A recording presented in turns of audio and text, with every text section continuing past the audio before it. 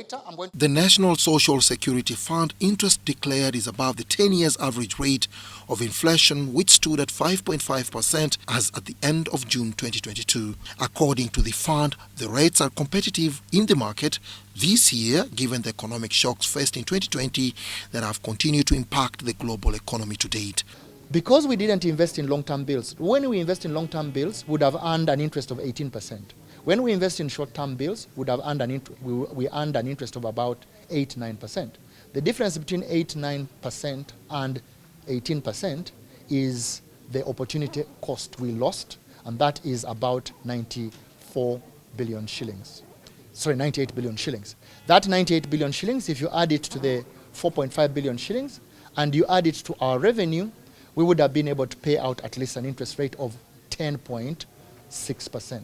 However, it's a decline from the 12.5% interest rate paid the previous year. The fund is committed to implementation of the new NSSF Amendment Act and has already rolled out the mid-term access benefits.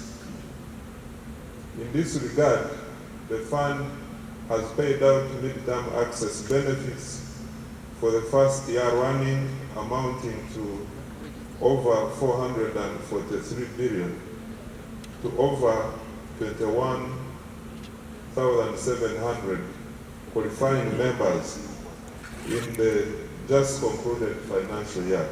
We clarify business purpose, but we also, as much as possible, assess performance. Assess performance in real time.